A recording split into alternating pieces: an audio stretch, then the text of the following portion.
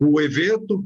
Eu quero saudar os ilustres participantes, começando pelo João Gomes Ribeiro Neto, que é o mediador, que é consultor de logística operacional hidroportuário, Luísio Riso Rocha, presidente do Sindicato dos Armadores do Estado de São Paulo, Pedro Burim, consultor hidroviário, e vou deixar já anunciado, ainda não chegou, Silvio dos Santos, nosso amigo e grande participante do Porto Gente há muito tempo, engenheiro da Secretaria de Infraestrutura de Santa Catarina. Então, o tema hoje, que é nos caminhos das águas, navegação fluvial no Brasil, ele vai abordar um tema que, inexplicavelmente, no Brasil ainda é muito atrasado, a despeito da riqueza de cursos de águas que tem o país, né? Eu viajei algumas vezes na Europa, mas estudei na Europa 6 meses, na Bélgica, e esse tempo viajei muito por lá e exatamente estava estudando logística na Universidade de Antuérpia, e com os olhos muito atentos a essa logística multimodal. Me surpreendia a impressão que tinha lá que qualquer laminazinha d'água já se colocava um flutuante lá para movimentação de carga, na Europa, né? Se coloca ainda, né? Com pessoa navega. E aí a gente chega aqui no Brasil, vê essa pujança para navegar e não se explora.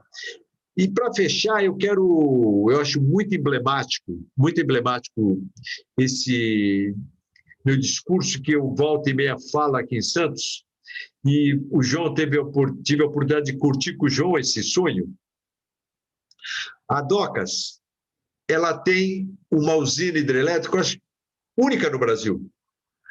Ela foi construída no final do século XIX, numa situação desafiante, longe da cidade, naquela época enormemente distante, mas com uma engenharia que implicava transporte pelo rio, que era o canal de Bertioga. Ele até tem uma prova lá que eu até hoje me frustro não ter participado 42 quilômetros nadado por esse canal. E até hoje não redescobriram mais esse canal. O Porto de Santos tem um outro canal, que é o Rio Casqueiro, que é uma coisa fantástica.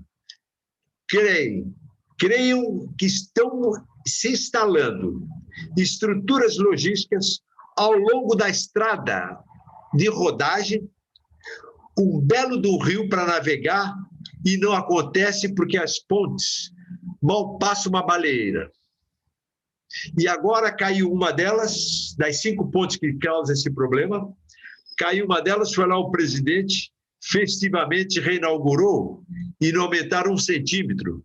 O vão dela, ela continua proibindo o trânsito além das baleeiras. E mesmo assim, se o cara baixar a cabeça, o remador. Então, eu acho que é esse drama, esse tema que nós vamos discutir hoje. Então, João, o João é um apaixonado por hidrovias, né? Eu quero sucesso para vocês e que tenho certeza que nós estaremos dando uma contribuição valiosa para o Brasil refletir esses caminhos das águas urgentes. Sucesso para vocês. João, você está com o microfone. João, está sem som. Não está bom hoje. Está sem som. Carol, o João está sem som. Eu queria agradecer ao Porto Gente, ao seu criador, engenheiro José Antônio Marques Almeida, o Jama. Foi Deus. Por esse convite para nós estarmos aqui hoje. Nós temos muito a colaborar com esse primeiro webinar sobre navegação fluvial do Brasil. Eu pretendo dar uma introdução, antes de passar a palavra para os meus colegas, e mostrando 4 slides, se possível. Vou tentar aqui apresentar. Espera um momento, vamos lá. Olha, o Silvio chegou aí. Vamos dar boas-vindas ao Silvio. Professor Silvio dos Santos, esse cara é fera. O Silvio é velho guerreiro aqui do Porto de Janeiro, por isso que eu celebro o Silvio. O Silvio já escreveu 3 livros. Depois que ele veio para o Porto de Janeiro, já viu o Silvio escrever 3 livros. Silvio, bem-vindo. Tá ouvindo aí, Silvio? O Carol, acho que o Silvio está fora do ar aí. Alô, ou pelo menos um dele. Vocês estão vendo os slides? Não. Não, João. Então, peraí. Entrou agora, Jama, não? Eu ouvi tua voz, Silvio. Fala aí, Silvio. Oi, a voz está baixa. Não, agora está para ouvir. Eu estou ouvindo. Aqui você está ouvindo que está baixa? Hoje deu... Agora, melhorou? Não, João. Deu problema aqui no hoje. Não, no... não. Eu ouvi tua voz, Silvio. Oi. Fala aí, Silvio. Fala, Jama. Está escutando ou não? A voz está baixa. Não, eu estou escutando você, mas muito longe, Silvio. Parece que você está em Santa Catarina. E de fato está, né? Ô, João, está muito legal a sua imagem agora. Dá para ver aí, né? Então, eu vou falar um pouco sobre essa imagem. A tua voz está muito baixa, né? Aqui nós temos uma ideia de Brasil, do potencial hídrico do país, tá? Nós temos aproximadamente 46 mil quilômetros de vias navegáveis, movimentamos, em média, aproximadamente 50 milhões de toneladas ano, que é 5% do potencial que temos no país, tá? O país é um país continental, é um país com riquezas hídricas muito significativas. E só para comparar, os Estados Unidos, no Mississippi, Missouri, com 10 vezes menos essa quilometragem, ele movimenta 500 milhões de toneladas, 10 vezes mais. Então, o potencial nosso é enorme para crescer, tá? Aqui, um mapa pequeno aqui do Brasil, com colorido. Só para comparar, os Estados Unidos, no Mississippi, Missouri, com 10 vezes menos essa quilometragem, ele movimenta... Está repetindo, né? Está repetindo, estou falando, está repetindo. Então tá, vamos continuar. Então, esse mapa do Brasil, ele mostra as tribos indígenas e que já se tentou alguns projetos no país e não foram para frente por causa dessa interferência, entendeu? Então, esse é um fator que tem que ser revisto aí para a gente poder deslanchar nesse aproveitamento. Tanto é que os Estados Unidos têm um exército tomando conta do Mississippi e Missouri. Por quê? Porque no início houve conflito com as tribos indígenas de lá também. E eles se impuseram no sentido de política de Estado. Era prioridade lá e aqui também deveria ser. Isso é uma sugestão que fica. Aqui, na sequência, nós temos uma antiga estrutura da parte hidroviária. Conflito com as tribos indígenas de lá também. Repetindo, hein? E eles se impuseram no sentido de política de Estado.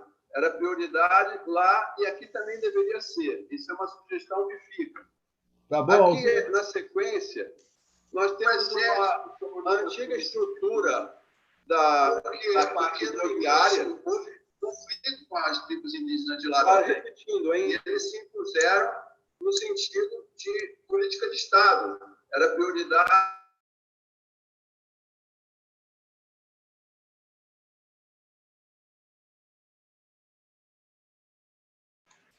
João, agora ficou mudo.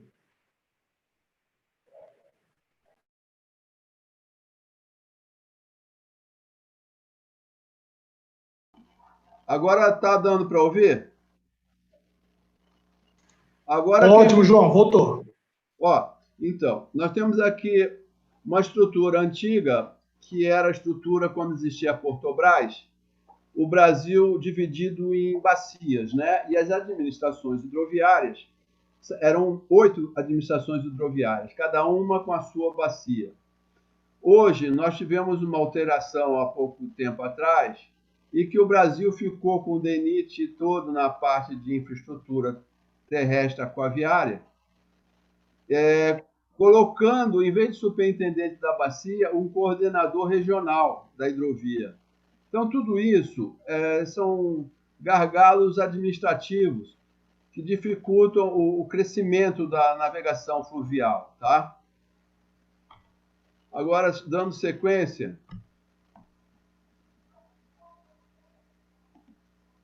congelou. Aqui, dando sequência, temos algumas rotas hidroferroviárias e terminais desativados. Nesse aqui, por exemplo, funcionava há 20 anos atrás, 2 terminais aqui na hidrovia do Paraná, com destino ao Porto de Santos, através de 2 ferrovias que também estão paradas há 20 anos. São essas 2 aqui, centrais. Por que aconteceu isso? Porque quando houve o enchimento da usina de Porto Primavera, da segunda etapa, esses 2 terminais da época ficaram submersos. E levou-se 2 anos para que construíssem os terminais na margem, nova margem. Né? Nesses 2 anos, as embarcações passaram para São Simão, e a maioria, infelizmente, São Simão realizou obras estruturantes de um complexo portuário, graneleiro, e ele até hoje está super utilizado, usando a hidrovia do Paranaíba, Paraná e Tietê. Vem ao Porto de Pederneiras ou a Santa Maria da Serra, faz o transbordo e segue para o Porto de Santos. Então, essa multimodalidade aqui continua existindo. Tá? Essa daqui que está parada há 20 anos, que era o Mercosul, movimentando carga para Santos. Tem aqui um fator interessante. Nós temos aqui 2 bolas amarelas, que essa interrogação quer dizer o seguinte: por que não se faz um complexo portuário semelhante a São Simão aqui, que tem carga para isso, atuando no Porto de Paranaguá, e se constrói os 100 quilômetros que faltam de ligação ferroviária de Guaíra a Cascavel ou de Foz do Iguaçu a Cascavel, dando uma dinâmica multimodal espetacular. Então, vejamos, para se manter esse central aqui do Paraná, a gente gastava 11 milhões até ano retrasado para se manter sinalizado, tudo certinho. Há 2 anos está sem sinalização porque o termo de referência não ficou pronto, né? Então, é uma burocracia que tem que também ser vista. Isso desestimula a navegação. E também nós temos aqui alguns pontos interessantes aqui no Rio Iguaçu, que é para baixo da usina hidrelétrica de Itaipu, ou seja, vai ligação direta do Brasil com o mar aqui, e por esse porto hidroviário brasileiro. Isso aqui podia ser um bypass. Né? O custo da manutenção de 1 quilômetro de ferrovia, o custo não, a construção de 1 quilômetro de ferrovia custa próximo de 10 milhões de reais. Nós gastávamos 10 milhões de reais para manter 1.000 quilômetros de hidrovia. Entendeu? Então, gente, se querem ajudar esse nosso modal, vamos trabalhar em cima disso. Esse primeiro webinar aí que nós estamos abrindo, com o apoio do Porto Gente, mostra a condição da gente chamar o Ministério dos Transportes para essa reunião próxima, o próximo evento. Tá certo? Essa é uma sugestão que fica aqui. E aqui, finalmente, nós estamos chegando ao Complexo Portuário da Baixada Santista, onde o Jama trabalhou comigo numa época aí, 2009, fizemos um trabalho muito bom, constatamos o potencial hidroviário da região mais uma vez, fizemos nosso relatório, foi contratada uma empresa, constatou-se que tem potencial, que o Porto de Santos poderia virar uma estrutura portuária semelhante a Antuérpia, e nada se fez até o momento, né? Só tem muita vontade da gente, nós aqui, e as coisas não acontecem. por exemplo, a sinalização de ponte. Se fizer sinalização aqui em Bertioga, nessa ponte elevadiça, nessa aqui, e colocar uma boia amarela num perigo isolado, que tem uma estrutura submersa, nós já teremos a navegação aqui. Essa aqui já existe, já navega. Nós temos uma navegação fluvial na Baixada Santista que não consta em estatística nenhuma. Ela já abastece algumas embarcações com mantimento, combustível, troca de óleo. Então, isso tudo dá para dinamizar, melhorar e fazer plataformas nas áreas de interioranas, seguindo os rios, até plataformas próximo de estradas e ferrovias. Dessa forma, os terminais portuários, que em vez de colocarem tudo estocado no seu pátio, ganham tempo e agilidade na operação, colocando alguns contêineres, por exemplo, ou outros tipos de carga, em cima de balsas que levariam para esses retroáreas de plataforma logística de distribuição via estrada, sem precisar entrar pela cidade. Então, isso e mais outras coisas a gente já avisou, já contamos no nosso relatório, e nós gostaríamos que esse primeiro webinar não termine por aqui. Vamos batalhar por mais coisas aí. E agora, terminando, passo a palavra para o engenheiro Pedro Burim para fazer os seus comentários das experiências que ele já teve na hidrovia do Tietê-Paraná, que é a hidrovia que tem funcionado na multimodalidade, e dando sugestões. E depois, na sequência, o administrador Luísio, que é também o presidente do Sindasp, né? E também é um diretor de uma empresa conhecida, para fazer também seus comentários, e no final, as conclusões para o professor Silvio. Tá bom? Então, eu passo a palavra para o Pedro Burim. Ô, João, o Silvio está participando, tá? Ele chegou já. Tá bom, então, no final então, vai ser o Silvio. Tá bom. Tá bom. Burim, desculpa, a palavra é sua. Pronto. Consegui desconectar o microfone que eu não estava conseguindo. Perfeito, senhores. Muito boa noite. Primeiramente, queria agradecer o convite para poder participar desta webinar, para poder passar um pouco daquilo que eu tenho vivido ao longo de mais de 30 anos. Nas hidrovias do Rio do Norte, eu e meu sócio montamos uma consultoria, isso foi a partir de 2014, tá? E desde lá a gente vem atuando como consultor. Fizemos alguns projetos nos rios do Norte, especificamente no Tocantins, um terminal de embarque de grãos.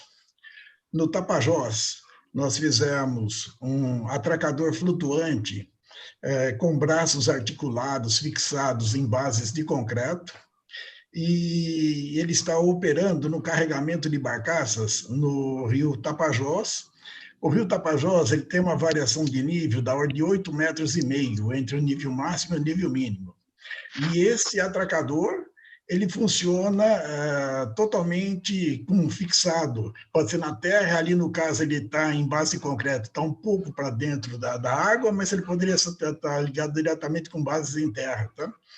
E também no rio Amazonas, lá no Porto de Santana, no Amapá, nós fizemos um sistema de descarregamento de barcaças com pórtico, operando com grab, né, com clamshell, e também no próprio pórtico com área coberta para poder operar em tempos de chuva também sobre uma barcaça e continuar fazendo a operação, tá? Temos outros projetos também que estão em andamento no Rio Amazonas. Mas eu queria focar aqui, falar sobre a hidrovia Tietê-Paraná, que é onde foi a minha entrada em todo o sistema de navegação, tá? Voltar um pouquinho. Com a conclusão do canal de Pereira Barreto, na década de 80, foi possível fazer a interligação dos lagos de Três Irmãos e de Ilha Solteira e fazer conexão para chegar até a barragem de São Simão, lá no Goiás. E, com isso, poder trazer as cargas do centro-oeste com destino ao Porto dos Santos. de Santos. Diante disso, no finalzinho da década de 80, eu levei esse projeto de navegação, na época eu era diretor da Torque, para dentro da empresa, o que foi totalmente aceito. Aí o que nós fizemos para poder trazer o melhor que se tinha? Fomos ver o que se fazia no mundo.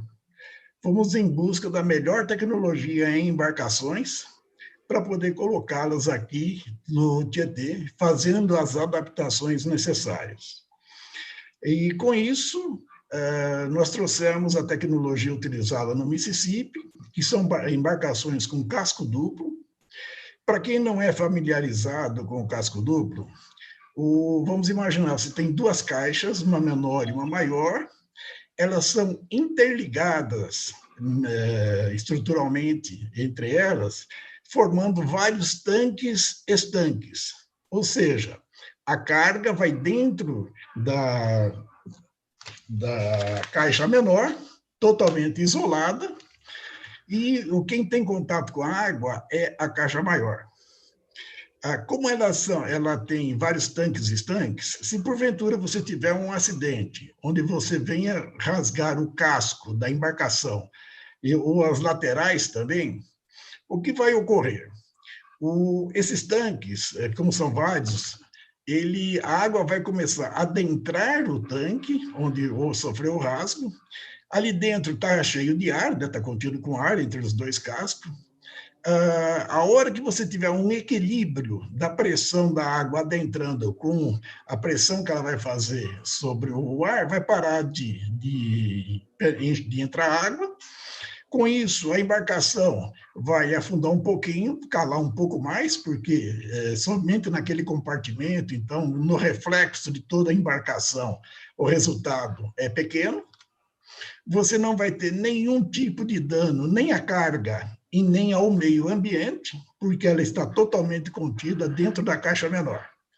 Você vai continuar sua navegação sem problema nenhum até o porto de destino, descarregar e, novamente, botar ela em operação, dando toda a segurança para a navegação.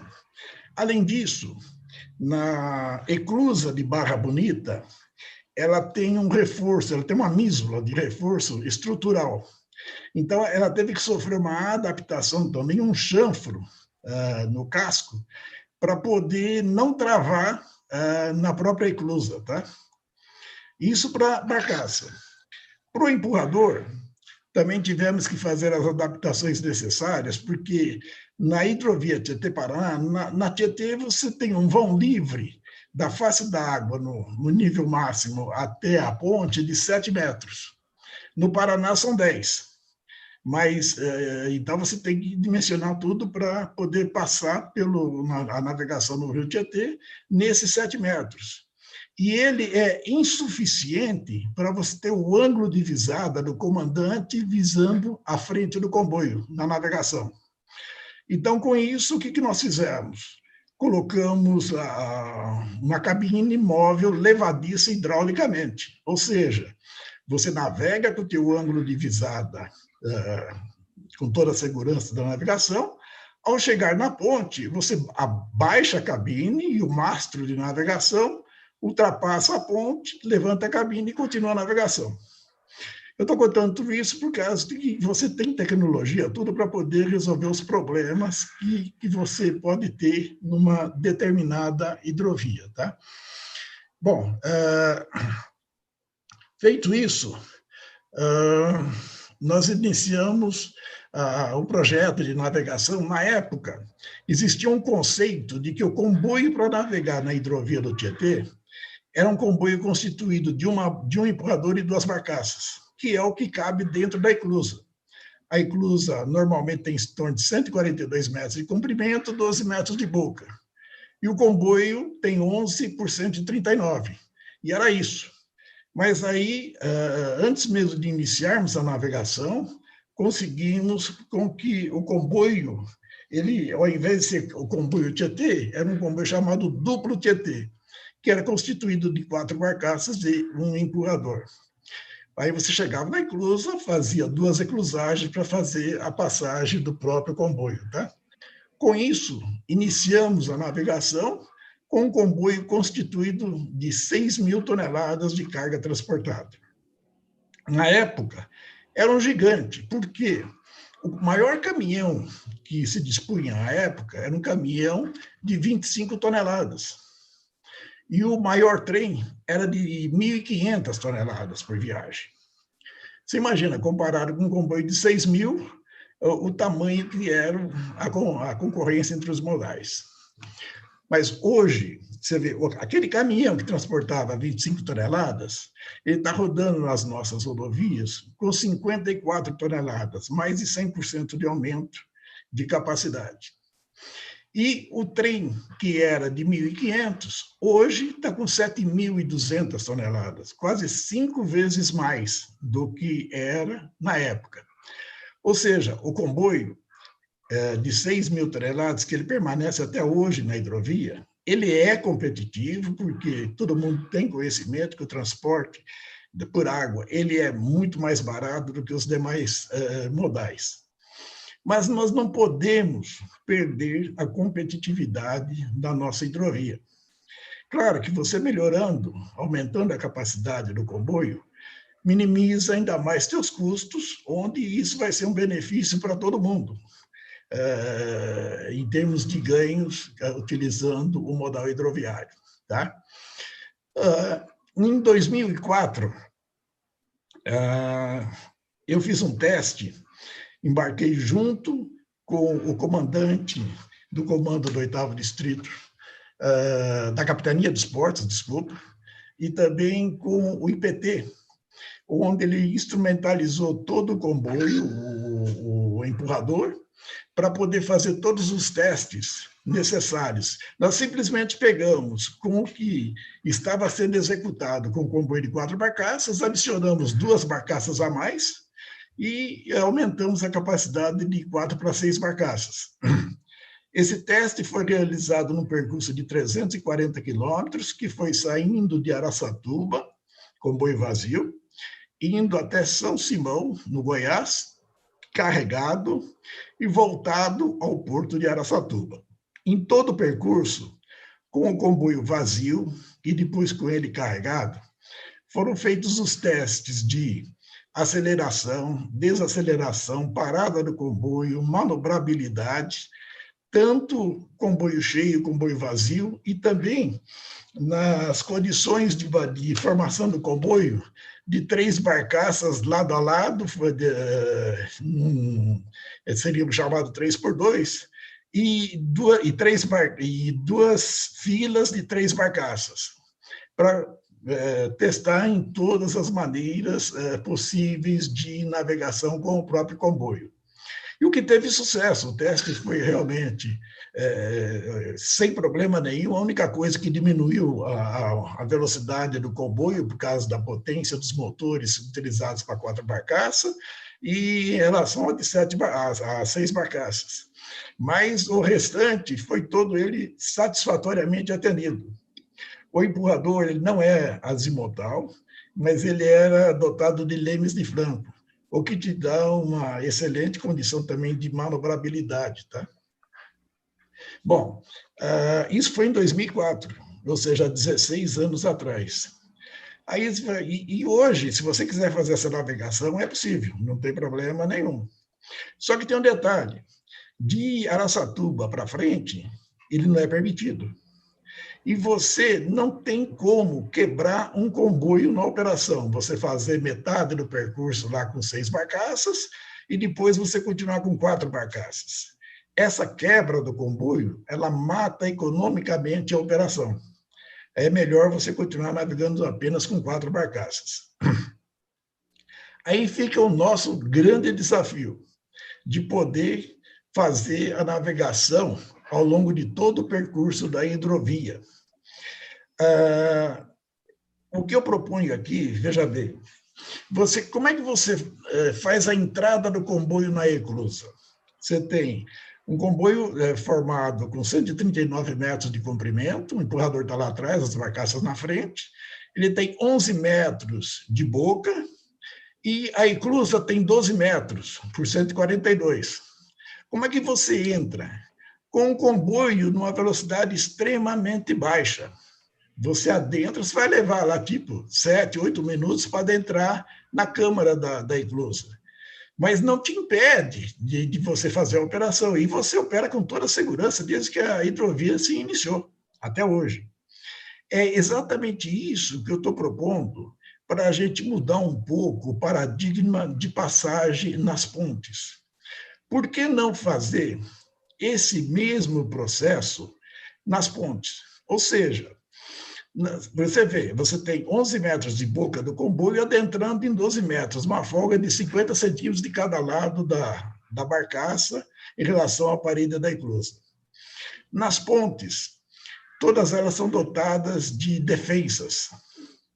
E você tem vãos muito maiores. O vão vai ser no mínimo em torno de 40 metros ou mais. Então, se você está falando de um comboio com uma boca de 22 metros, e para você fazer uma passagem 40, você vai ter 8 metros de cada lado de folga para poder permitir, aliás, 9 metros, né? De folga para você poder fazer o mesmo tipo de operação. Claro que uma folga muitas vezes maior do que os 50 centímetros que você faz numa eclusa.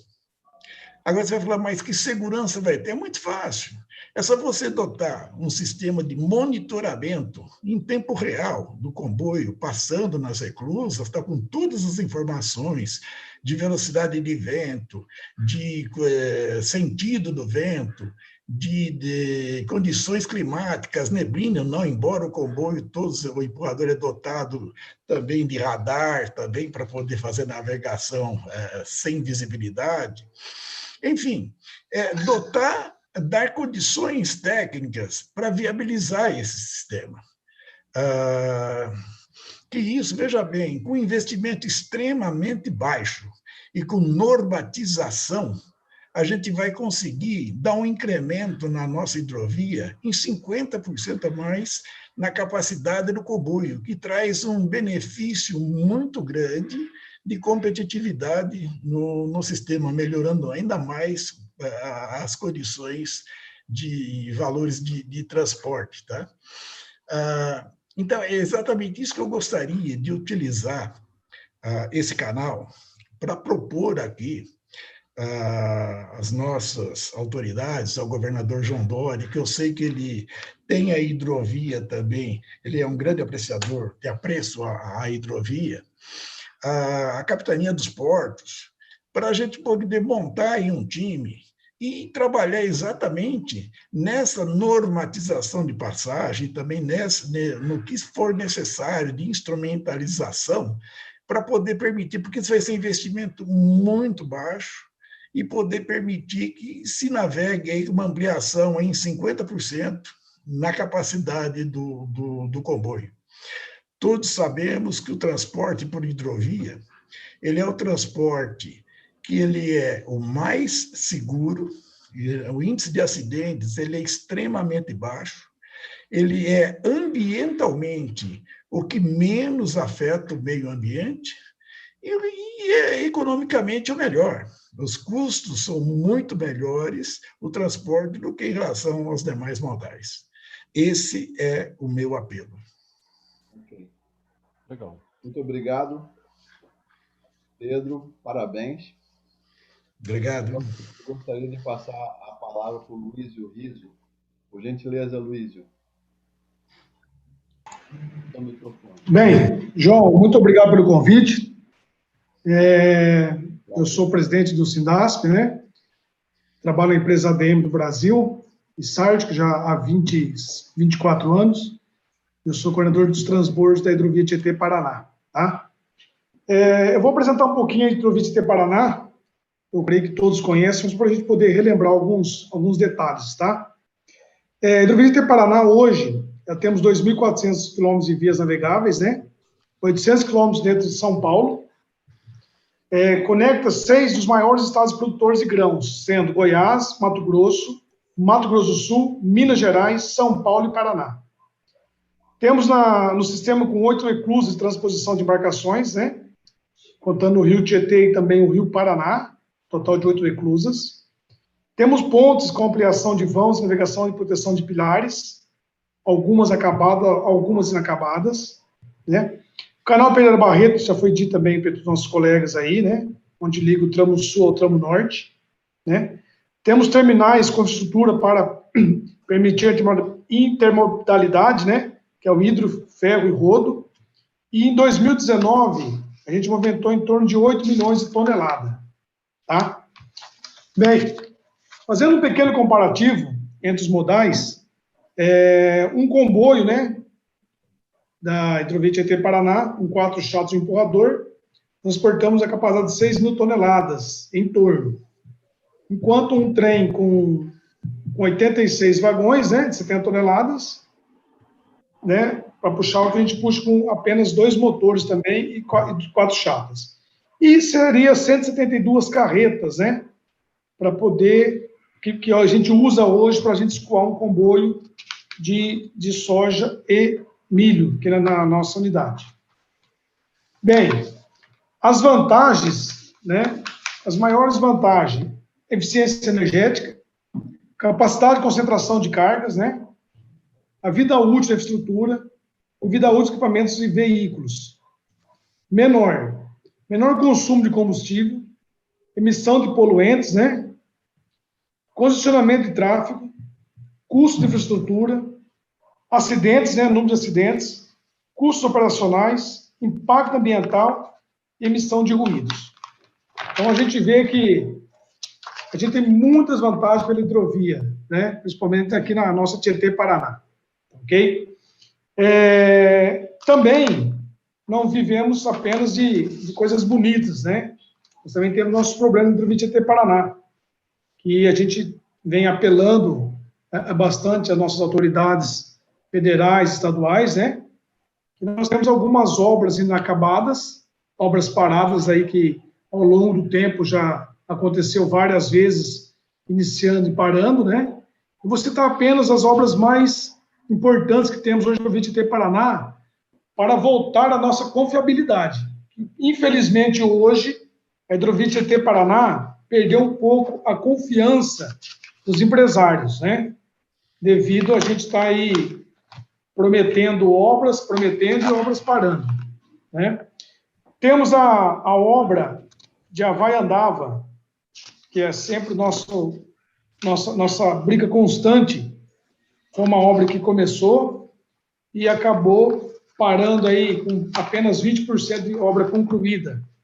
Então, isso aí que nos traz um transtorno muito grande e a gente fica, infelizmente, dependendo da vontade divina.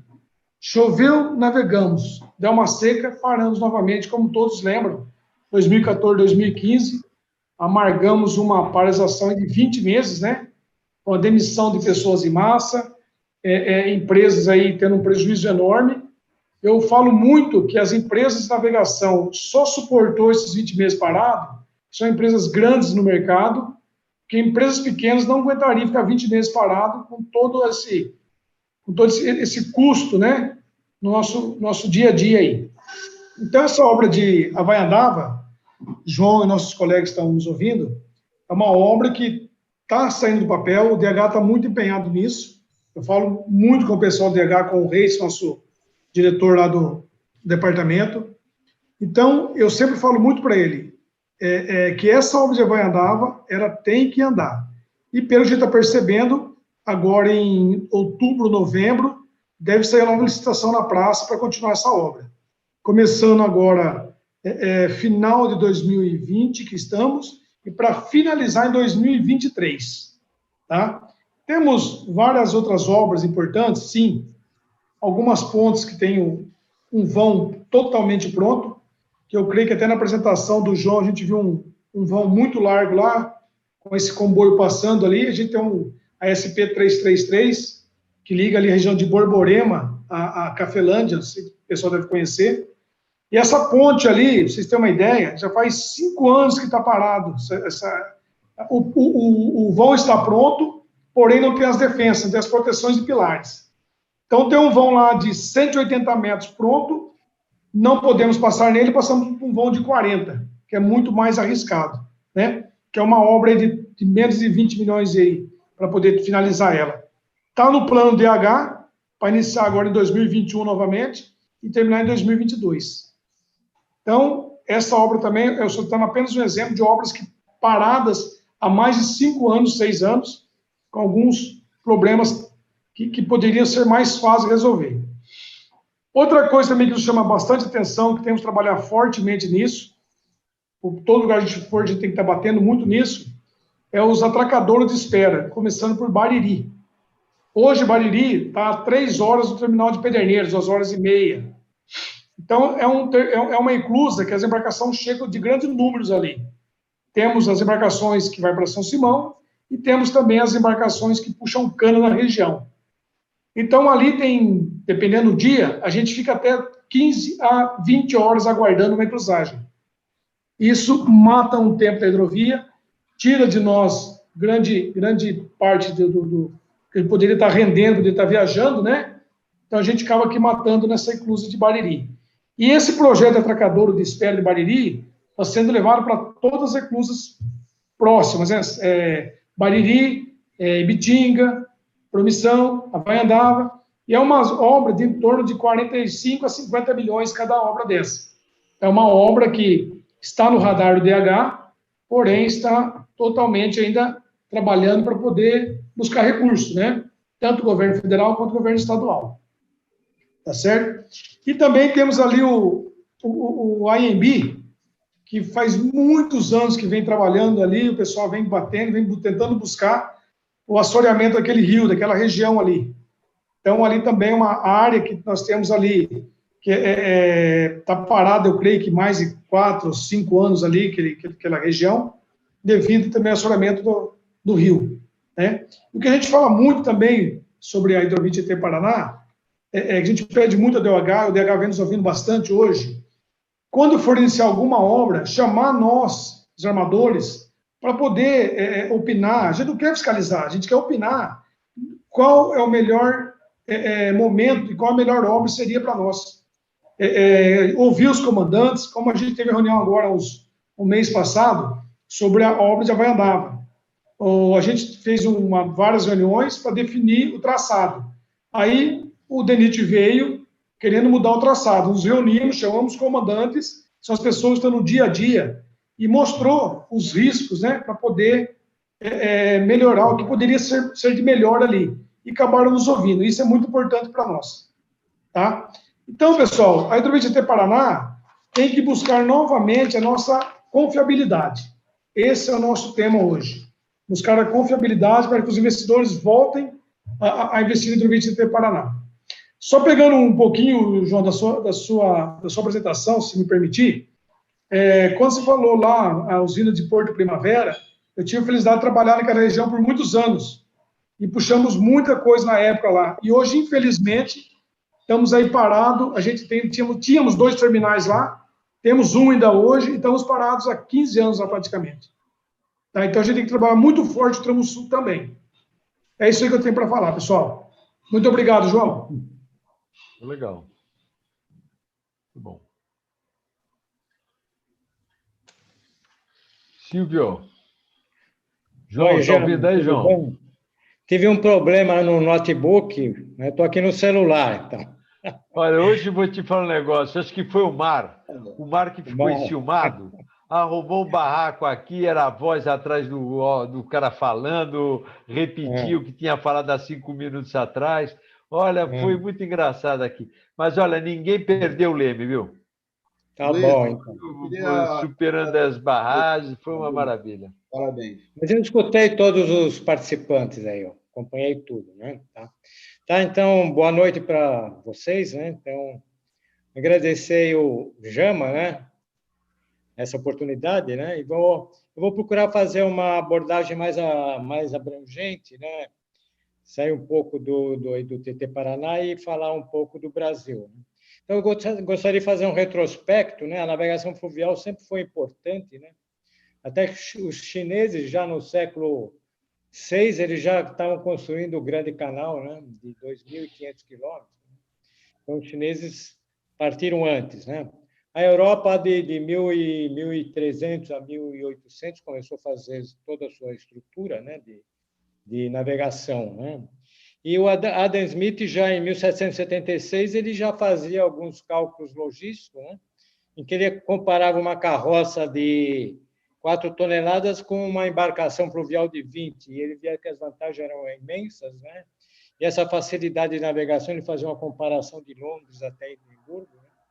Em que a vantagem do volume, ele criava até o mercado, né? Então, essa facilidade de levar muita mercadoria a um preço baixo, né? Você criava o mercado, né? E a navegação, a gente pode considerar dois grupos grandes aí, tem os rios naturalmente navegáveis, né? E outros que precisam de obras para ter a navegação, né? No Brasil, nós temos a bacia amazônica, e no eixo principal do Rio Amazonas, ela é naturalmente navegável, né? Então, não tem recusa a navegação livre até de navio de mar, né? Até Manaus, né? E tem um outro exemplo, que é o Rio Paraguai, né? Vai ali de Cáceres, descendo ali para o sul, vai chegar até Buenos Aires, também navegação livre, né? Mas fora disso isso aí a gente tem poucos exemplos, né? O Mississippi, o Baixo Mississippi, o Baixo Sena, o Reno, o Ródano, eles são navegáveis. Mas na hora que você começa a subir no Planalto, né, você tem que ter obras de transposição, né? As obras de transposição. Então, inicialmente, trabalhou com eclusas, né? Depois, elevadores, rampas, né? E, então, isso aí são investimentos caros, né? Que requerem estudos técnicos, né? Então, é um outro nível de navegação, né? Então, foi citado agora o problema da eclusa, o problema do gabarito, das pontes, né? E no Brasil, aqui nós temos, se você pegar o porto desde o porto de Vitória, né, até aqui em Bituba, nós estamos nos contrafortes da Serra do Mar, né? Ou seja, a nossa região mais desenvolvida economicamente, a gente não tem os rios chegando no mar, então a gente precisa de transbordo, precisamos dessas obras, né? E o Brasil, na época do Dom Pedro, ele começou a fazer isso daí. Se uma visita lá em 1868 que Dom Pedro II fez com seu genro, que era o fotógrafo lá no São Francisco, né? Ele subiu ali até Piranhas, né? E viu que realmente precisava de ter uma navegação com equipamentos para transpor ali, no caso, seria a Cachoeira de Paulo Afonso, né? Então, foi criada a Estrada de Ferro Paulo Afonso, né? E nessa viagem de 1868, e ela foi construída de 1881 a 1883, ou seja, uma ferrovia paralela ao rio no trecho encachoeirado, né? Aí, nesse caso, ela tinha 116 quilômetros, de Piranhas, no Ceará, no Sergipe, até Jatobá, em Pernambuco, 116 quilômetros. Eu conseguia transpor, né? Tinha que fazer o transbordo, mas eu conseguia ter uma navegação, né? Tirava da embarcação para o trem, subia esses 100 e poucos quilômetros, ela desembarcava de novo, mas eu conseguia acessar o Rio São Francisco com todo o seu potencial, né? E esse efeito também foi repetido aí no Paraná, né? A ferrovia Mata e Laranjeira, né? Ela também transpunha as 7 quedas ali em Guaíra, né? Uma ferrovia pequena de 45 quilômetros, em bitola de 60 centímetros, né? E ela fazia essa transposição ali de Guaíra até Porto Mendes, né? 45 quilômetros. Tá? Então, me permitia fazer essa transposição, né? E foi feito também, que todo mundo conhece, a Estrada de Ferro Madeira Morena, na 1912, ela foi inaugurada, né? Ela surgiu do Tratado de Petrópolis para resolver a questão do Acre, né? Para ter o acesso para a Bolívia, né? Foi basicamente uma compra do Acre, né? O Acre era boliviano, foi colonizado por brasileiros, né? Então, nesse tratado, se constrói esse trecho encachoeirado ali, na Cachoeira de Porto Velho, né? De Santo Antônio, né? 366 quilômetros, bitola métrica, para transpor esse trecho encachoeirado, né? E dar uma condição de navegabilidade para o Atlântico, para Bolívia, né? O acesso ao mar, que outro lado, lá ao lado do dos Andes para o Pacífico já era mais complicada, né? Depois teve o problema de guerra, lá que ela perdeu a faixa litorânea dela. Ou seja, o Brasil, na época, optou por essa solução mais simples, né? Mais barata, de fazer uma ferrovia para transpor esses trechos encachoeirados. Ou seja, a nossa hidrovia ela era vinculada à ferrovia, né? Dependia basicamente da ferrovia, né? E fazendo um exemplo maior, temos o Corumbá, né? Corumbá, que eu falei agora há pouco tempo, lá do Rio Paraguai, né? A gente tem aí a conexão dela com a Noroeste, né? De Bauru, São Paulo e Santos, que a gente tinha uma ligação basicamente de São Paulo, Santos até Buenos Aires via hidroviária, né? E também em outros trechos, Petrolina, Juazeiro, com a ligação ferroviária ali do leste brasileiro até Salvador, né?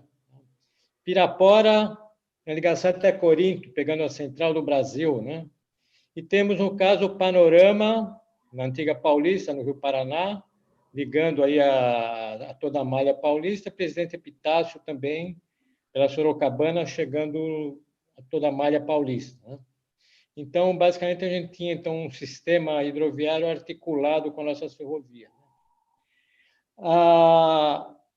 No Rio Grande do Sul, a gente tem o Porto de Estrela, né?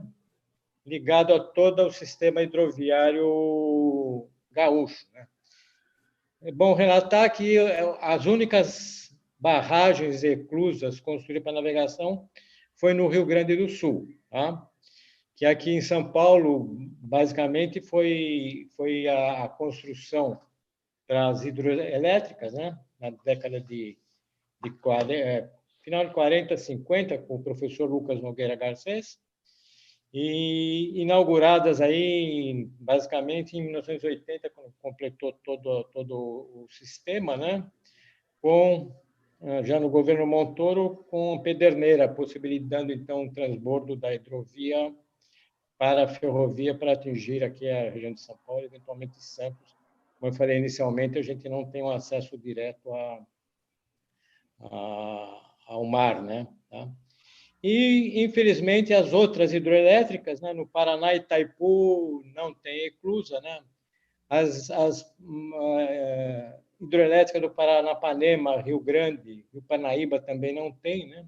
Com o Rio Grande e o Rio Parnaíba, a gente poderia ter todo o Triângulo Mineiro cercado por hidrovia, né? Por São Simão, Cachoeira Dourada, até Itumbiara, né? Naturalmente, se tivesse as eclusas. Infelizmente, não temos as eclusas. No Rio, agora mais recentemente, a barragem do Rio Santo Antônio, o Rio Madeira, não tem eclusa, né? Rio Xingu, lá, Belo Monte, também não tem eclusa, né? A de Estreito, no Rio Tocantins, também não tem, né? E a do Tucuruí foi 40 anos para ser feita, né? Ou seja, a gente não tem uma política articulada, né? Então, se construiu no começo, tinha essa articulação, depois, com o sistema hidroelétrico, a prevalência da energia elétrica deixou a parte de transporte num plano secundário, né? Isso aí teve algumas soluções que realmente bloquearam todo o sistema de navegação. Fica muito difícil se construir uma eclusa depois da obra feita. Dizem, eu não tenho esses números, né? Não sou barrageiro aí, nem eclusa, que quando você faz no corpo principal, junto com a construção, é em torno de 10% a 15%. Mas quando você constrói posteriormente, ela pode chegar a mais de 50% da barragem. Tá, então, isso aí aconteceu realmente nesses últimos 50 ou 40 anos, né? Mas eu fiquei um pouco decepcionado também com o nosso planejamento, porque nós estamos construindo novas ferrovias, né? Nós temos, na época que eu trabalhei na Ferronorte, né? Nós passávamos em cima aí do Rio Paraná. Na época eu era gerente de terminais, eu cheguei a propor do lado do Mato Grosso do Sul ali um porto fluvial. Na época não poderia não ter uso, mas seria uma articulação da ferrovia com a hidrovia. E eu vejo hoje a FIOL, né, sendo construída e não se fala nada sobre uma articulação no Rio São Francisco, tá?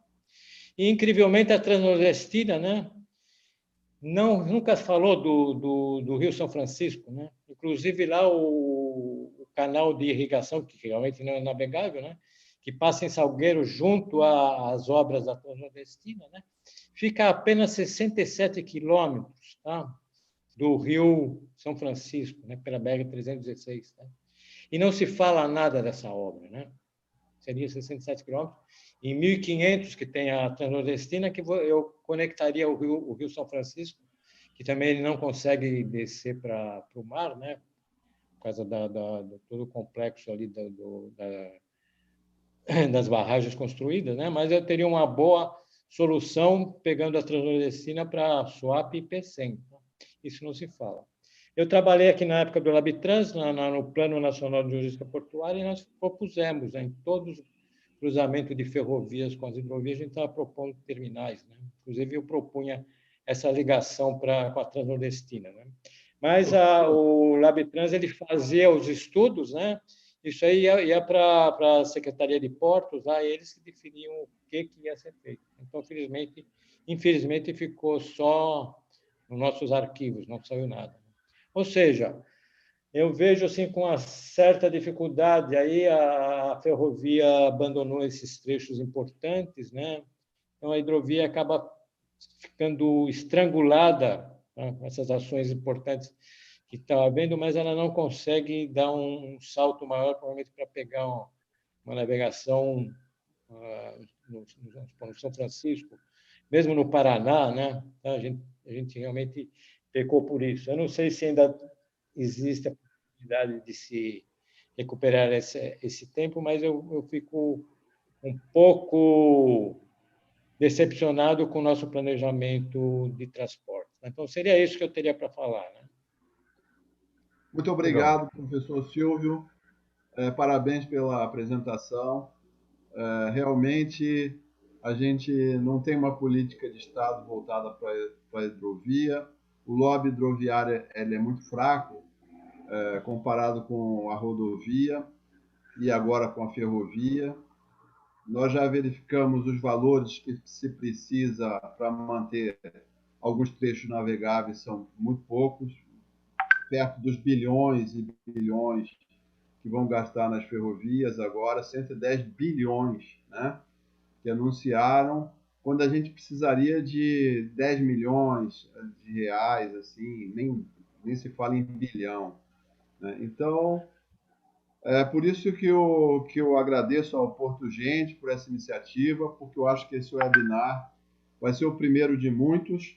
Nós não podemos desanimar, nós conhecemos bastante os problemas dos modais. Tem um problema muito sério agora com as usinas hidrelétricas que foram dadas concessões. Tiraram das usinas hidrelétricas aquela condição de manutenção das reclusas, as que tinham, não é? E hoje nós não temos nenhuma manutenção na eclusa de Jupiá, por exemplo, porque não estava incluída na concessão da exploração da energia. Então, vejamos, nós temos aí um pessoal com uma concessão por anos, ganhando dinheiro com fornecimento de energia, e não mantém as eclusas do lado, porque não estava incluído no pacote. Então, está sem contrato.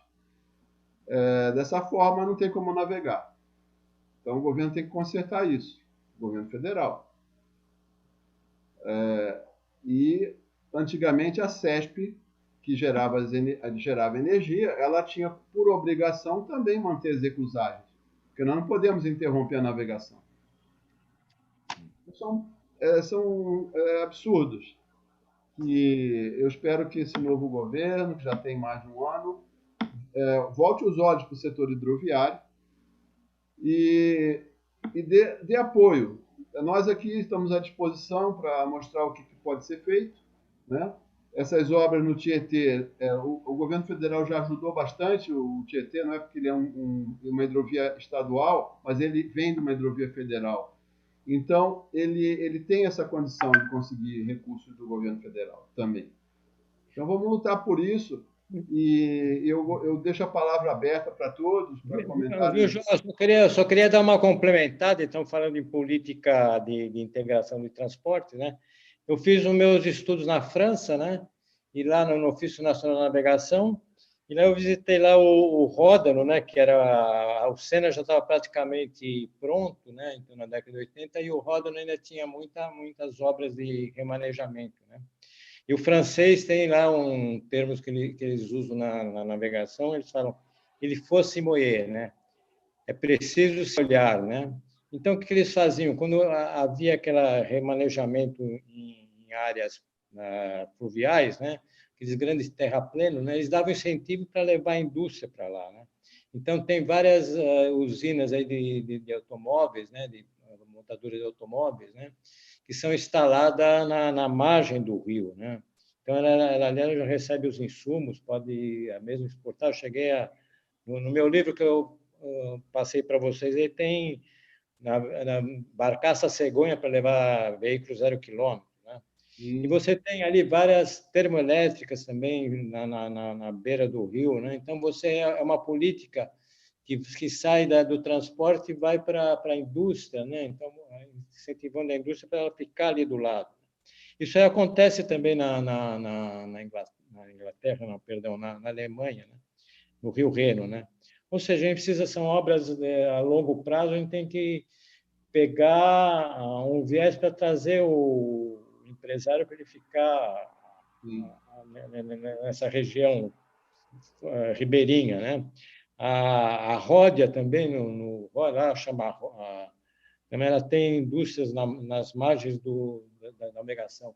Ou seja, a gente precisa ter uma política mais abrangente, né? Não setorial de cada ministério. Tem que otimizar esse potencial que nós temos aqui no Brasil de uma forma diferente, né? E para isso a única coisa que eu vi nesse tempo, eu tive 1 ano e pouco no DENIT lá em Brasília, né? Trabalhando na parte rodoviária. Eu vi o pessoal do Corpo dos Engenheiros do Exército Americano, eles são com convênio com o DENIT, né? Eles estão trabalhando no Rio Madeira, né? No Teles Pires e também lá pela Chesf no Rio São Francisco, né? Ou seja, tem uma luz no fim de tudo aí para o pessoal começar a tratar a área hidroviária com respeito, né? Então, de reservar uma parte dos recursos, né? E para sair quebrar esse isolamento, né? O que eu espero que aconteça isso daí. Se Deus quiser. A palavra está livre. Eu queria fazer uma pergunta para o Burim. Burim, você citou alguns acabamentos necessários, né? Aliás, todos vocês aí colocaram pontos que são resistências que, se superadas, aumenta significativamente a produtividade da hidrovia, né? Eu estive vendo aí, acompanhando o discurso da ferrovia, e o que eu estou vendo é uma estratégia de captação de recurso através da participação do empresário, com engenharias financeiras que viabilizam o negócio. Eu pergunto, esse processo, qual a dificuldade de aplicar na hidrovia?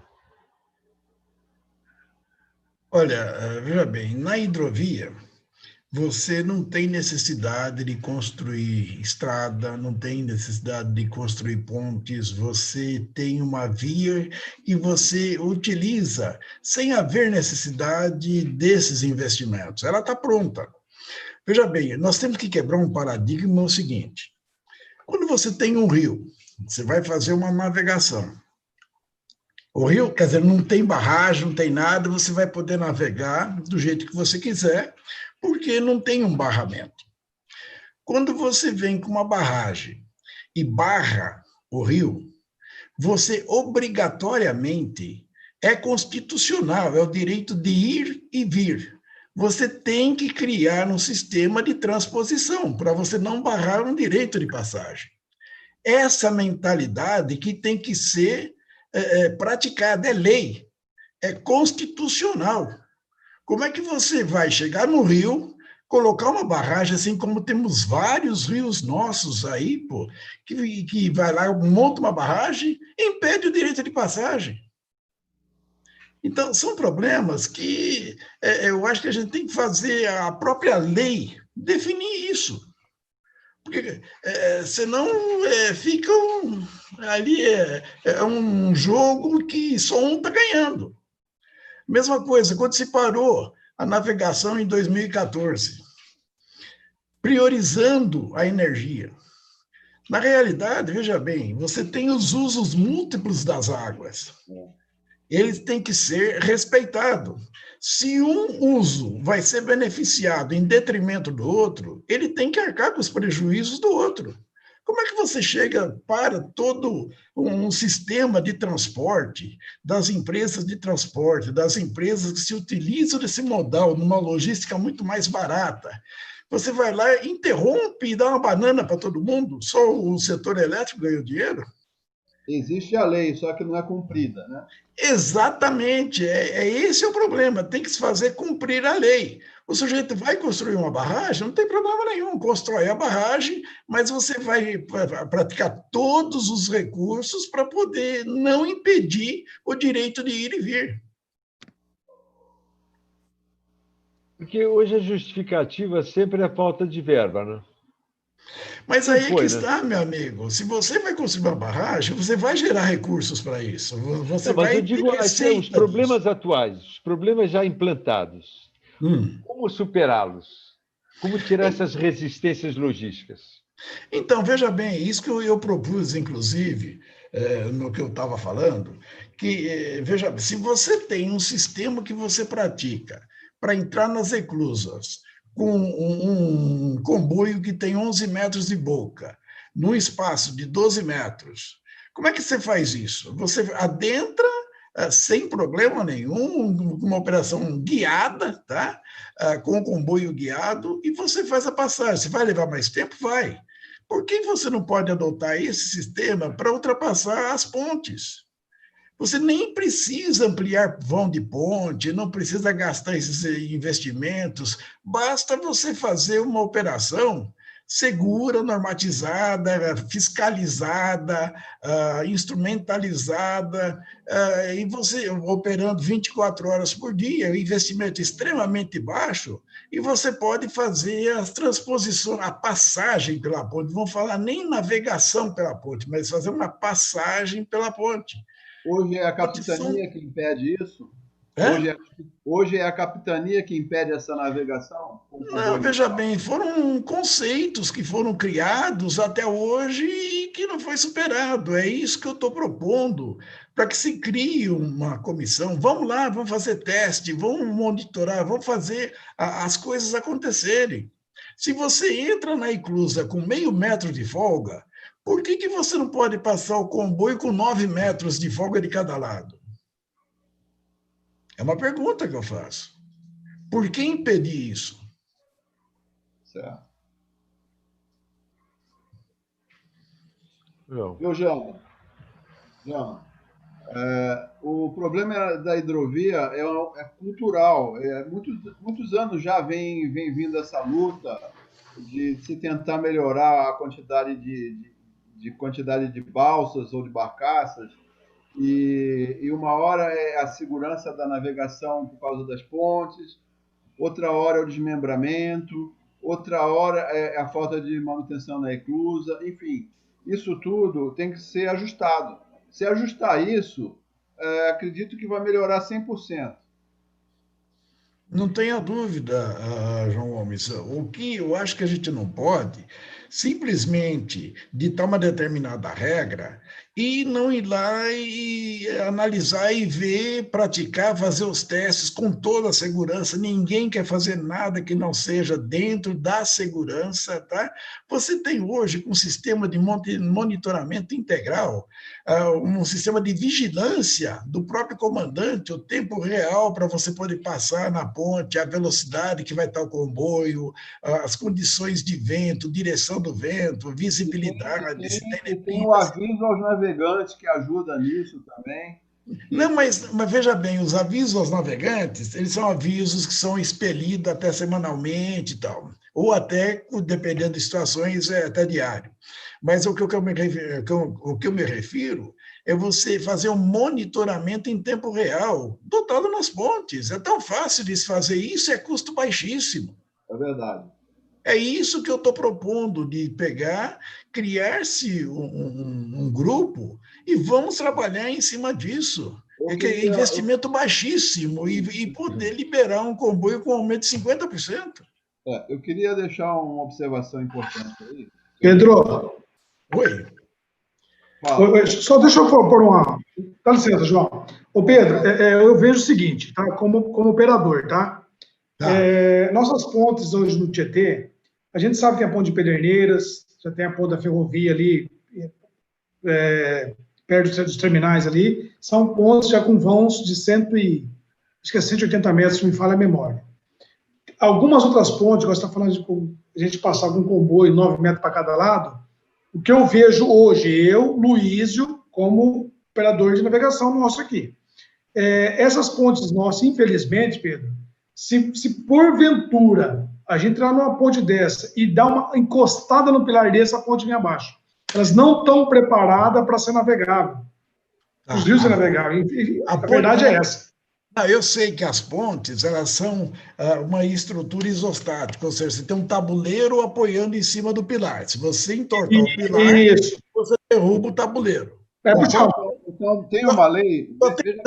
Dá licença um pouquinho só, João. Deixa ele falar, João. Só tem um detalhe.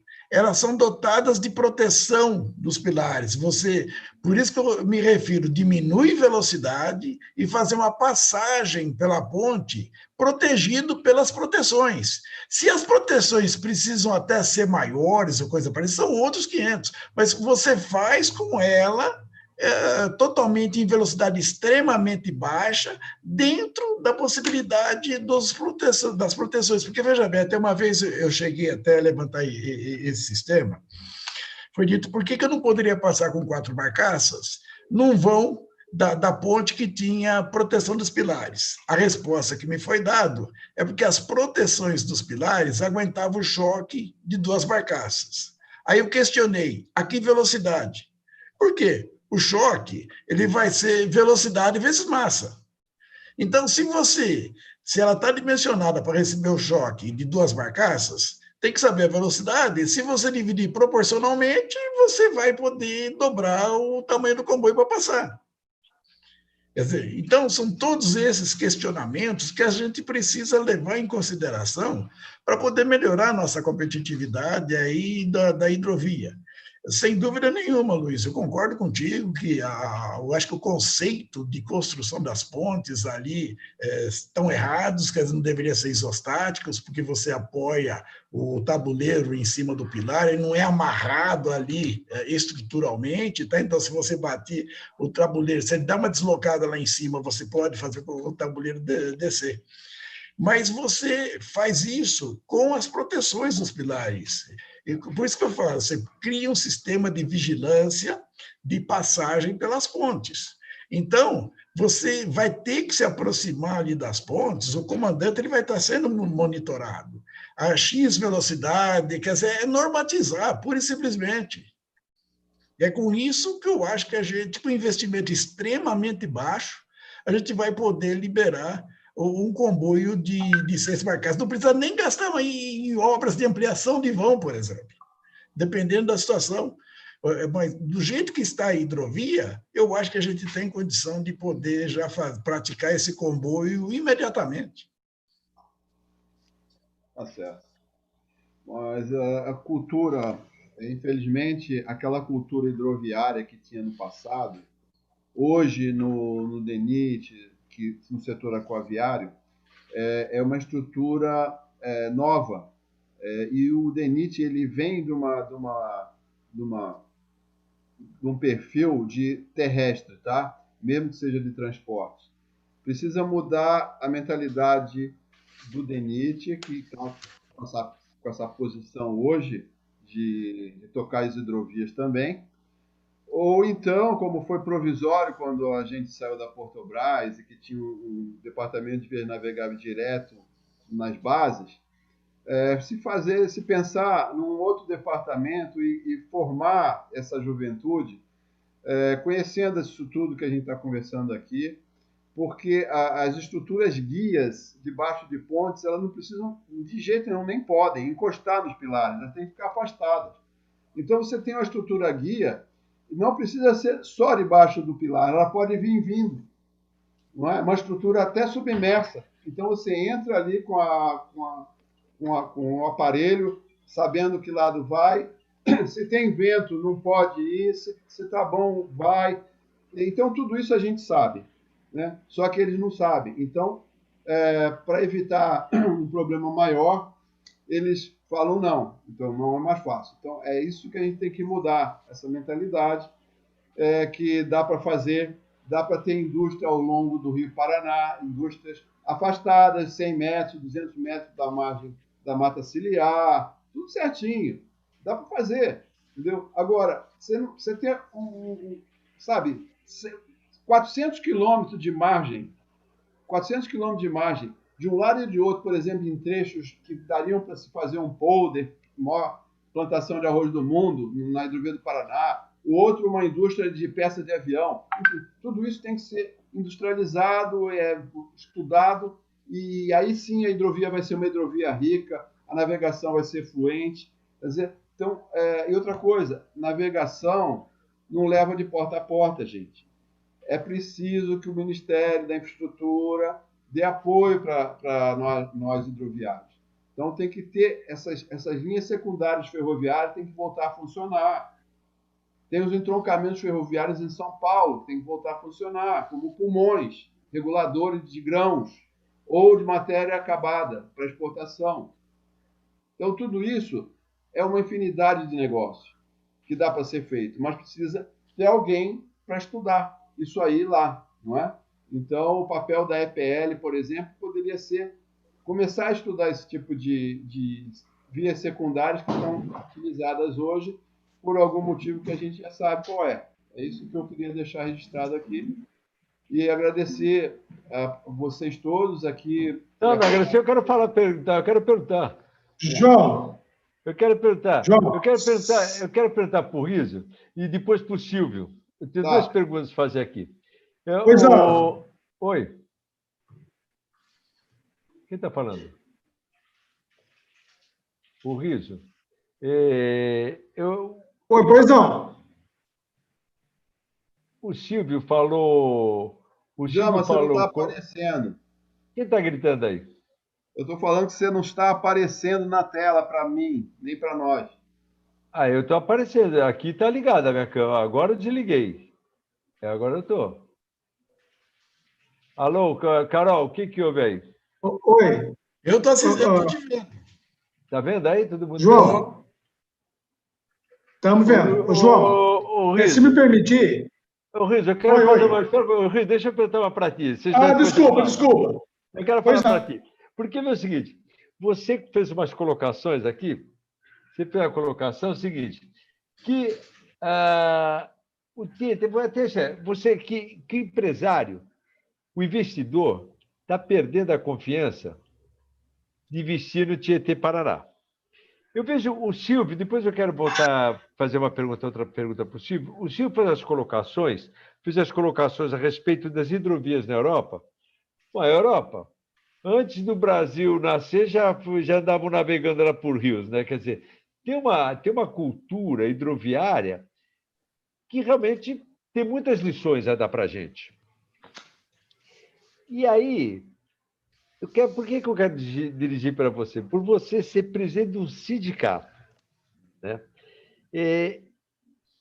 Eu sempre vejo muitos dos impasses que existem entre os setores e o tomador de decisão, que no caso aí são as esferas governamentais, falta um diálogo bem mediado, consistente, um debate entre as partes que permita o entendimento e a escolha de uma solução. Evidentemente, porque não vai ter uma solução para todos os problemas, mas criar um processo. Eu volto a falar que eu estou vendo, acompanhei o último debate aí, a exposição da ferrovia, eu fiquei muito bem impressionado, né? E até o Porto Gente hoje fez o editorial a respeito desse debate, realmente entusiasmante. Eu pergunto, por que não existe esse diálogo no setor da hidrovia? Você que é um líder sindical e representa exatamente o operador da embarcação, né, que teria o interesse de ter o maior tráfego possível. É assim, a gente vê que a hidrovia, alguns anos para cá, com a mudança que tivemos desde a FENAVEGA, que é a nossa federação, a hidrovia começou a ser ouvida. Nesse ramo, a gente começou a ser ouvida alguns anos para cá. Eu não sei se o presidente Raimundo está ainda conosco na reunião, mas da gestão do Raimundo para cá, com a FENAVEGA, está destacando bastante. A gente está sendo ouvido, muito ouvido. Porém, tem muitas coisas para a gente poder crescer na hidrovia. Por exemplo, o João comentou sobre o Porto Primavera, né? Aí comentou sobre Jupiá, Três Irmãos. Quando eu falo que a hidrovia perdeu credibilidade, nós estamos com uma eclusa parada há mais de um ano. Inclusive, essa semana agora, tivemos uma reunião e mandamos um ofício para o ministro Tarcísio, porque não tem como a gente conseguir, não tem como ficar parado mais. Entendeu? Então, a gente, assim, quando eu falo de confiabilidade, é sobre isso. Por exemplo, a hidrovia de Paraná tem 2.400 quilômetros, correto? A gente tem um trecho de 10 quilômetros que para tudo isso, que a Vai andava. Só que, de alguns anos para cá, a gente está conseguindo chegar ao governo, estamos discutindo o assunto, estamos sendo ouvidos. Eu creio que esse paradigma, vamos dizer assim, de hidrovista vem melhorando muito. Essa discussão vem melhorando bastante. E espero que cada dia mais melhore mais para nós. Só que, infelizmente, temos muita coisa para poder crescer nessa hidrovia nossa. Muito. Outra coisa que o João também falou bastante, a gente tem carga do tramo sul para Pederneiras, tem celulose, tem soja, tem farelo, tem muita coisa do tramo sul para vir para Pederneiras, que hoje não vem devido à eclusa parada, um ano e tanto.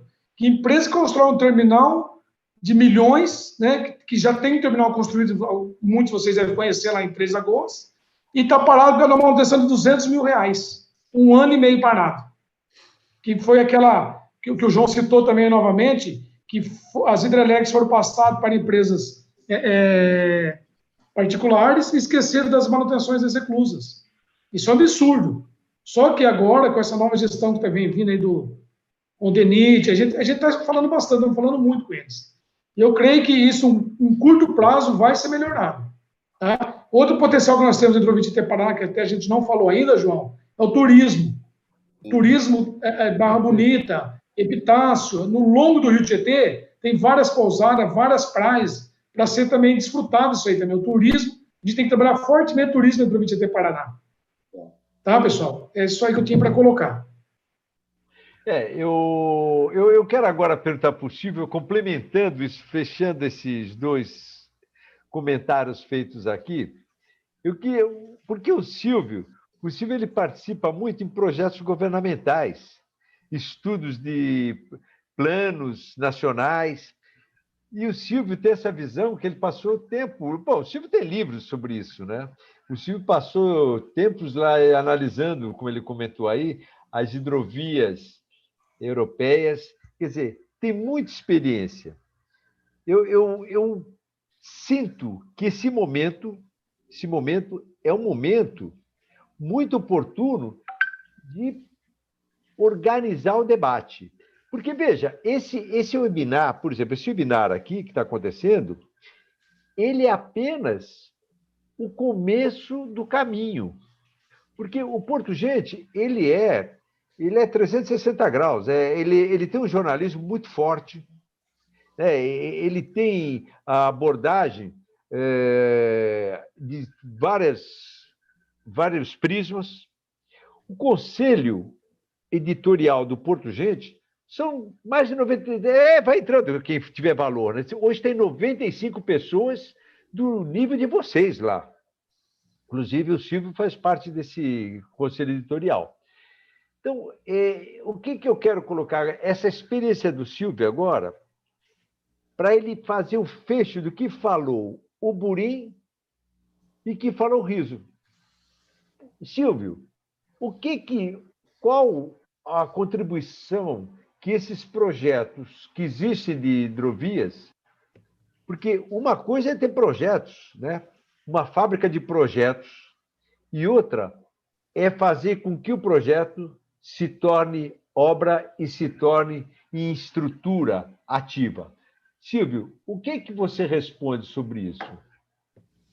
Tá, Jama, só fazendo aí um pequeno... Você falou que quando o Brasil foi descoberto, ele já navegava, mas eles estão sempre refazendo a hidrovia, né?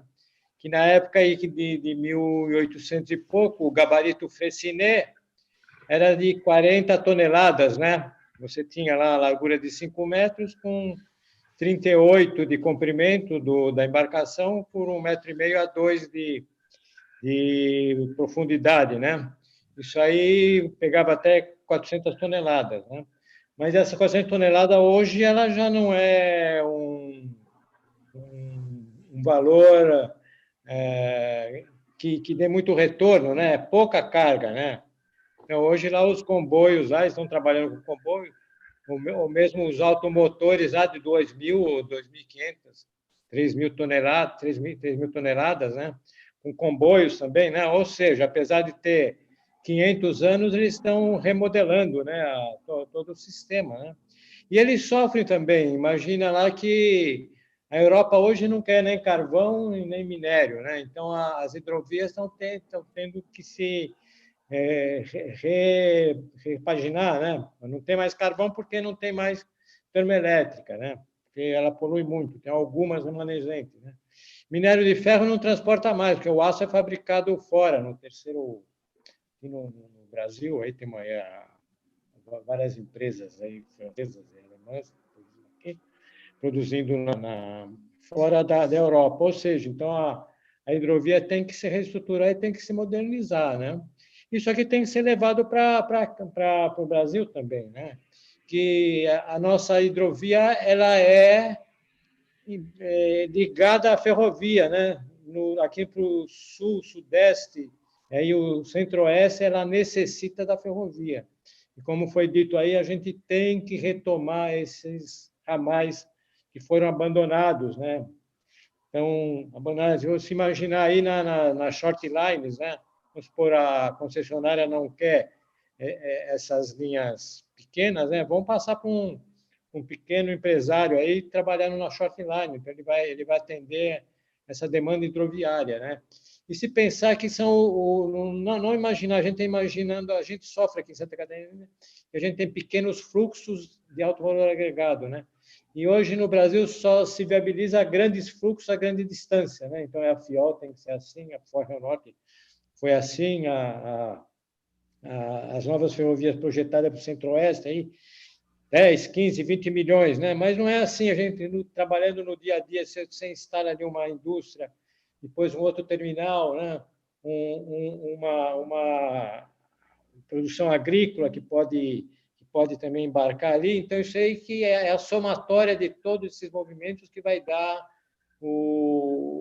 a viabilidade para a hidrovia, né? A mesma coisa que a rodovia. A rodovia é composta de pequenas volumes que são transportados, né? Então, a gente tem que mudar essa ideia de se pensar naquele volume, quantas milhões de toneladas, só se fala em bilhões de toneladas, quando você tem que trabalhar com esses fluxos individualizados, como foi apresentado aqui, cada setor aí, o pessoal mostrando que existe um terminal aqui, existe um cliente ali, tem um problema localizado, então é esse conjunto que vai fazer a hidrovia. Então, temos que fazer entender que a hidrovia precisa da ferrovia, né? E também da rodovia, né? Que são esse conjunto de pequenos projetos que vai viabilizar, né? Só falando ali São Simão, ali são várias indústrias que estão instaladas ali, né? Então você pode criar nichos, né? Em determinados setores, né? Como ele falou também, Três Lagoas, temos ali a indústria de papel, né? Então, é esse conjunto que tem que funcionar, não se pensar sempre num grande volume, um volume de um só tipo de produto, né? A gente tem que trabalhar com essa ideia, tá? de pegar pequenas Ô, cargas. Silvio, agora fazendo um paralelo que você navega no... Né? Lá em Roterdã nos ajudou aqui no Plano Nacional de Logística e Transporte, nós tivemos lá um período com eles, né? Se transporta hoje muito contêiner por hidrovia lá no Reno e na desembocadura ali que sai em Roterdã, né? Vai até Duisburg, né? Que hoje é o maior porto fluvial de contêineres, 6 a 7 milhões de TU, né? Ou seja, o paradigma está sendo mudado, né? Grandes volumes a grandes distâncias de carga de baixo valor agregado. Não estamos transportando contêiner a curta distância, tá? Por quê? Porque é uma opção a mais. Vou sair da ferrovia congestionada, do fluxo rodoviário congestionado, né? E vou levar com segurança, tá? Então é esse lado que tem que se imaginar, né? Não se pensar só naquele grande volume. Então é um trabalho de formiguinha esse conjunto que vai dar a viabilidade das nossas hidrovias, né? Ô, Silvio, mas você que acompanha os dois setores muito de perto, né? E agora especificamente está trabalhando em projeto ferroviário, você está vendo a política ferroviária captando muito dinheiro para investir. Esse exercício que está sendo feito nesse projeto de engenharia financeira para o ferroviário, como ele pode se aplicar, por exemplo, à ferrovia? Existe essa possibilidade da ferrovia entrar com seus interesses pelas hidrovias também? Eu acredito que sim, né? Se você pegar uma short line ali, vamos supor, vamos pegar ali que São Francisco retome, né? Vamos supor que se faça um terminal lá na travessia da Fiol, né? E ali Pirapora se revigorar, você tem o pequeno ramal até Corinto, Pirapora, ele pode ficar na mão dessa short line, que é a ferrovia curta, junto com o setor com o setor hidroviário, né? Seria um conjunto ali, uma simbiose da ferrovia e com a hidrovia, né? Para viabilizar esse pequeno volume de carga que vai fazer esse pequeno trecho ferroviário voltar à atividade, né? As short lines nos Estados Unidos, lá, que são mais de 800 short lines, elas estão ligadas a pequenas indústrias, né? ou a armazenagem, né? Na parte ferroviária e hidroviária. Eu acredito que tem essa possibilidade, né? Eu nunca imaginei montar um negócio, né, nessa linha, mas acredito que deva existir um potencial, né? Mas tem que se trabalhar junto, né? Tá? Ok. Legal. João, é com você. Bom, eu queria agradecer a presença de todos aqui. Mais uma vez, agradecer a Porto Gente, em nome do Jama. Nós aqui estamos à disposição de vocês. Parabéns, professor Silvio. Parabéns, Obrigado. parabéns, Burim, Pedro Burim. Realmente esse time aí é um time que conhece dos problemas das hidrovias, sabe que cada trecho tem uma característica e todos os trechos podem ser navegados dentro das categorias de 1 à classe 6, só que tem que se saber o que vai se usar em cada trecho, e foi muito bem falado pelo professor Silvio, que essa mania de querer muita coisa, muita quantidade, muito percurso, de repente pode ser bom e pode ser ruim, porque aí os pequenos não conseguem respirar. Então precisa ser voltado também políticas de incentivo a esses pequenos trechos aí secundários, que juntos de trabalho de formiguinha realmente vão movimentar muito a hidrovia, né? Só para concluir, o Porto de Santos, por exemplo, se aquela malha aquaviária do porto começar a colocar contêineres em retroportos, em plataformas, ele vai ser a malha hidroviária ou a malha fluvial mais movimentada do país, que é um bate e volta de 20 quilômetros, de 30 quilômetros. Então, a navegação não é só em grandes distâncias, como houve na mentalidade até há pouco tempo. Ferrovias secundárias também podem ter um papel de levar daqui para ali. Rodovia, idem. Então, é isso que precisa ser repensado a parte da inteligência do país, na área de transportes, e certamente com o apoio de pessoas como vocês e nós, enfim. Nós estamos aí à disposição de vocês e muito obrigado. Viu, Jama? Só para finalizar aí, estamos tentando tá fazer isso que você está imaginando. Tá com você. Fala aí. Então, nós temos o porto de Itajaí Navegantes, ele, depois de Santos, é o maior complexo portuário, né? Você pega Itapoá, Itajaí Navegantes e Imbituba, que já fica um pouco fora ao sul, né? A gente só perde para Santos. Falando em milhões de toneladas, estamos com 27 milhões de toneladas, não TEUs, né? Santos está com 43, né? Então, nós estamos imaginando aqui uma short line curtinha, né? De 56 quilômetros, saindo de Araquari, onde passa a Rumo, chegando até Navegantes. É ali na margem do rio Itajaí. Dali ele vai servir rodoviária, o porto de Navegantes Itajaí, ou hidroviária também. Temos o problema da ponte também, da BR-101, que é baixa, né? E lá em Araquari nós estamos junto ao canal do Linguado, né? Também tentando fazer uma navegação de 30 quilômetros até o porto de Itapuá, com container também. Então, a ferrovia curtinha de 56 quilômetros, com 2 terminais hidroferro rodoviário nas pontas, né?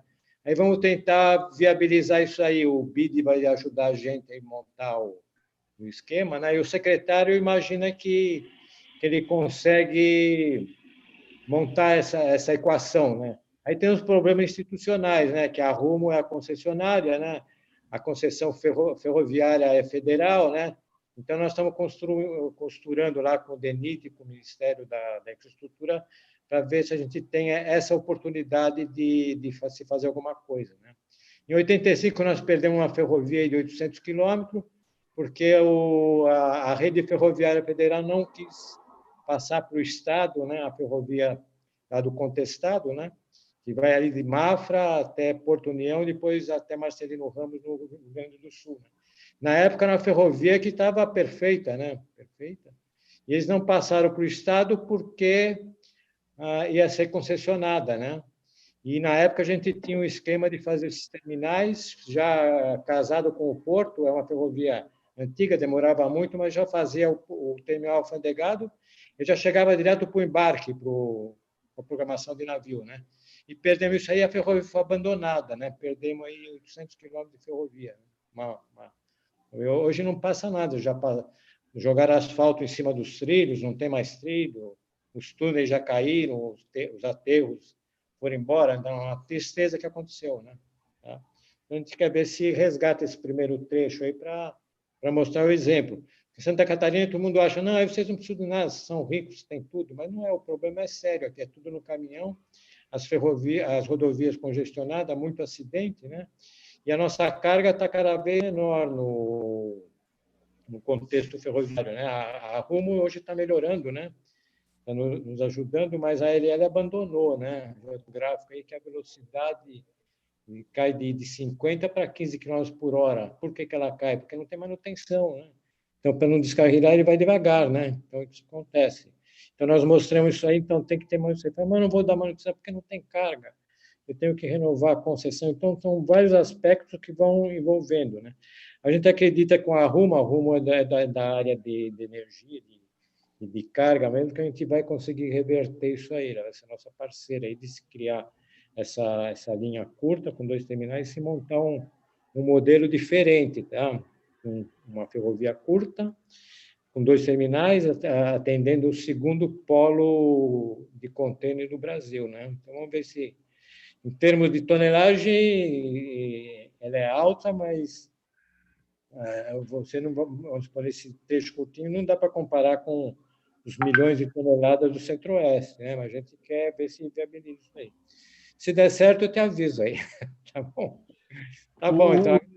O Silvio tem essa experiência. O Silvio foi um dos engenheiros que ajudou o Alacir de Moraes ter sucesso nos seus projetos e virar milionário, né? Chegar ao Porto de Santos lá pujante. Hoje a Ferronorte desbancou o Porto de Paranaguá, né, e a maior distância ferroviária, 1.500 quilômetros, né, enquanto a nossa distância média ferroviária é 600 quilômetros. Né, da Vale um pouquinho mais, 800. Né, ou seja, ela mudou o paradigma. Isso aí foi o Fred também, né? O Fred que falava, não, a soja... Então, mas é isso que eu acho que precisa juntar a hidrovia. A hidrovia sozinha, a hidrovia, ela fica parada também, né? A hidrovia eu acho que tem que haver uma aproximação, uma simbiose aí, hidrovia, ferrovia nessa discussão que você colocou agora, e começar a abrir esse diálogo, porque eu volto a repetir, eu fiquei muito bem impressionado com o processo de debate da ferrovia. Ele está muito frutífero, muito sinalizando futuros. Às vezes eu vi até a pessoa falar, mas ele está vendo coisas que já estão, projetos antigos, mas projetos antigos que não chegavam ao final. Né? Nós precisamos terminar esses projetos. Ô, Jama, eu queria só fazer um adendo aí sobre a ferrovia. Então, você verificou que existem vários projetos em andamento na área ferroviária de coisas novas. Só que existe uma quantidade enorme de ferrovias já construídas que faziam a ligação das hidrovias interiores, que você falou que precisa ter essa ligação, todo mundo sabe que a hidrovia não anda sozinha, mas eles não estão observando isso, eles não estão ligando para essas ferrovias inoperantes, entendeu? Elas estão inoperantes porque elas não são tão lucrativas quanto as que estão fazendo, ou seja, você tem uma rota de 2.700 quilômetros para o Porto de Santos, trazendo soja para o Porto de Santos por ferrovia.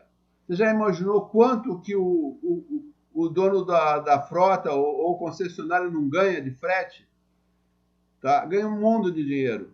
Então, assim, precisa ter um árbitro aí para colocar um pouco o pé na porta e dizer, peraí, vamos aplicar em ligações que precisam ser ligadas já. Depois, se sobrar dinheiro, a gente vai fazer uma ligação de Itaqui ao Porto de Santos. Um exemplo. Nada contra, mas o problema é que nós temos vários pontos pequenos a serem concluídos de vias secundárias. E tem hidrovias paradas por isso, que no passado funcionavam. Entendeu? Então,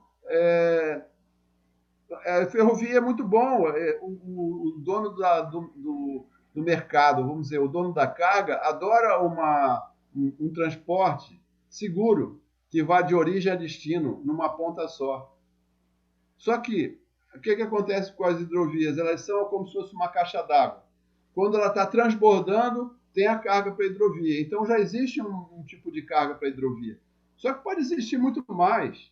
Né? Então, não vai faltar para ninguém. Agora, tem que otimizar os trechos secundários ferroviários e as hidrovias.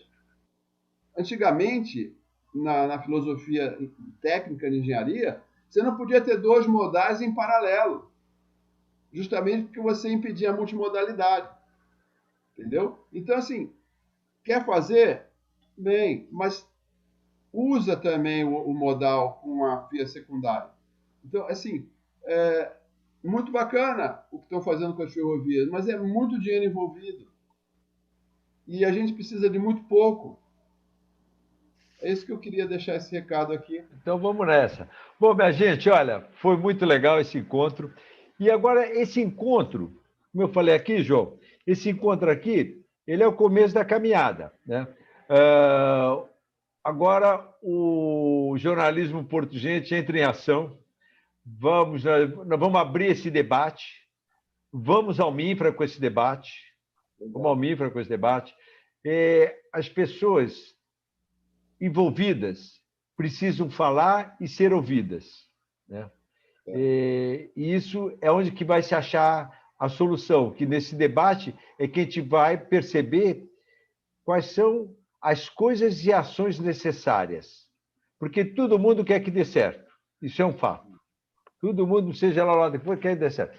Então, eu acho que foi um bom começo. Eu quero agradecer a cada um de vocês. Eu tenho feito aqui um final de happy hour. Isso aqui é um happy hour que a gente vem aqui a enriquecer a alma com temas que a gente é apaixonado. Então, vamos terminar isso aqui com uma salva de palmas. Vamos bater palmas aí para isso. E até a próxima. Legal. Grande abraço. Grande abraço. Tchau, pessoal. Obrigado. Obrigado, João. Legal, foi muito bom, muito feliz. Um abraço a todos. Um abração. Tchau, tchau. Boa noite. Tchau, tchau. Boa noite. Tchau, tchau, Jama. Um abraço. Tchau, irmão. abraço, Silvio. Prazer de te rever. Tchau.